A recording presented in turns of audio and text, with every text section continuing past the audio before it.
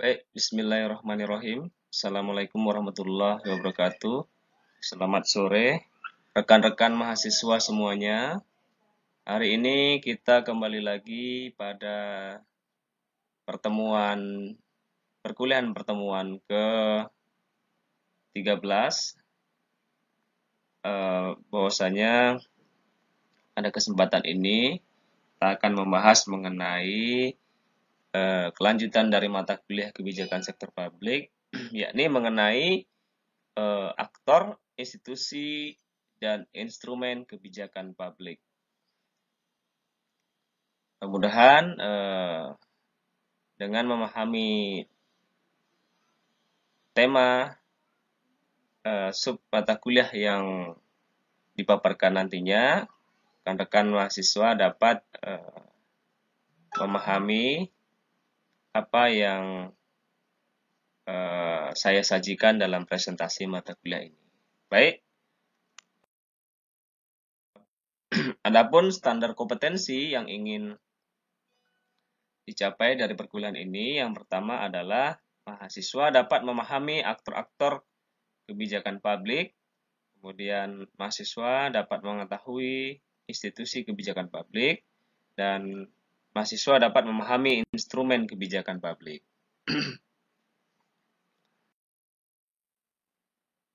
Apa itu aktor, institusi, dan instrumen kebijakan publik? Aktor kebijakan publik ya terdiri dari negara dan non-negara. Jadi aktor yang berasal dari negara dan kemudian aktor non-negara. Aktor negara yakni adalah orang yang mempunyai wewenang yang sah untuk ikut serta dalam memformulasi hingga menetapkan sebuah kebijakan. Sedangkan aktor non-negara adalah pihak-pihak yang terlibat secara langsung maupun tidak langsung dalam proses kebijakan, seperti memberikan masukan terhadap formulasi dan implementasi kebijakan. Ya, aktor negara terdiri dari lembaga legislatif, lembaga eksekutif, lembaga yudikatif, dan instansi administratif. Aktor non-negara terdiri dari kelompok kepentingan dan kelompok penekan, ya. Kemudian partai politik, media massa, kemudian warga negara sebagai individu.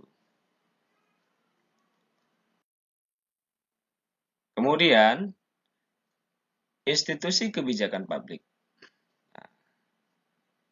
Jadi, institusi kebijakan publik adalah lembaga-lembaga pemerintahan yang memiliki kekuasaan dan wewenang untuk membuat, menetapkan, serta menjalankan suatu kebijakan publik.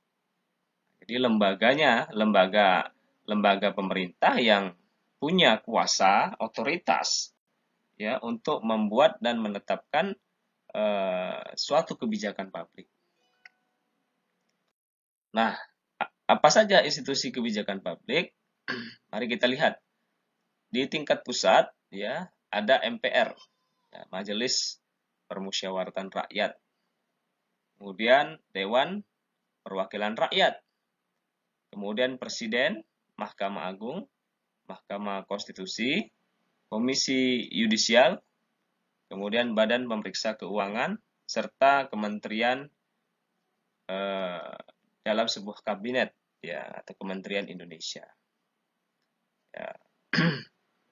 Majelis Permusyawaratan Rakyat dan DPR, ya, sama-sama kita ketahui mekanisme pemilihannya adalah melalui pemilu. Begitu juga pun Presiden. Adapun Mahkamah Agung, Mahkamah Konstitusi, Komisi Yudisial, ya, ini seleksinya melalui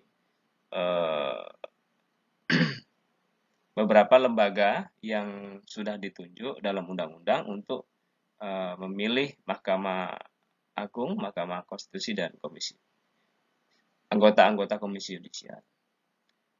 Begitu juga dengan BPK, ya, bisa dilihat nanti prosesnya, gimana mekanisme menentukan atau mengisi orang-orang di lembaga Badan Pemeriksa Keuangan dengan melihat peraturan perundang-undangan. Kemudian menteri, Ya, para menteri ini itu setelah pemilihan presiden dilakukan, biasanya presiden dan wakil presiden menunjuk staf-staf yang bisa mengkoordinasi bidang-bidang strategis di pemerintahan di negara, sebuah negara, ya.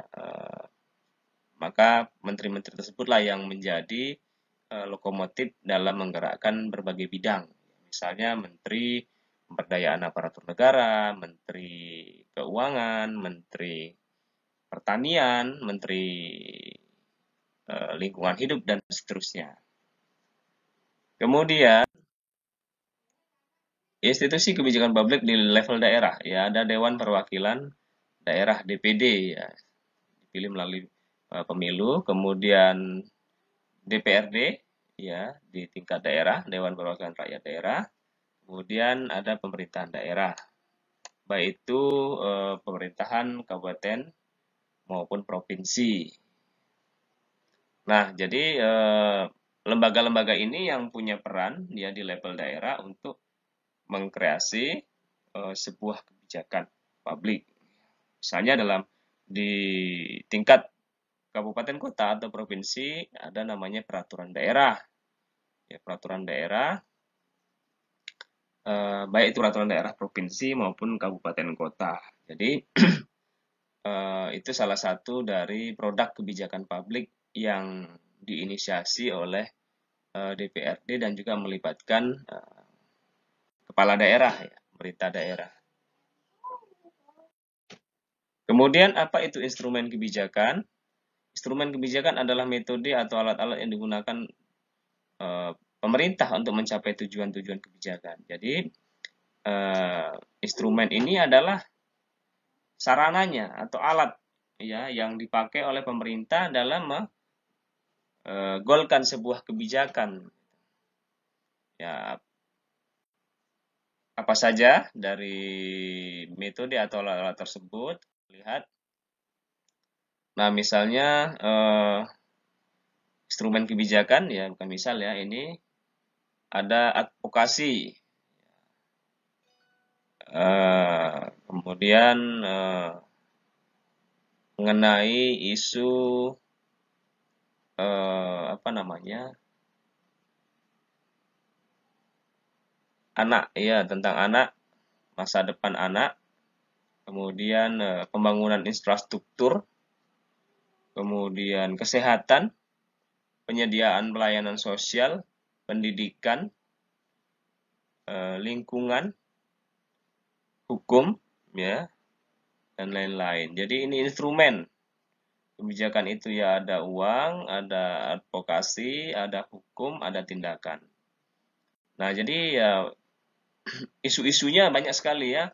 Ada isu infrastruktur, ya, isu lingkungan, kemudian layanan sosial, layanan kesehatan, ya, kemudian ada isu hukum, kemudian isu pendidikan, ya.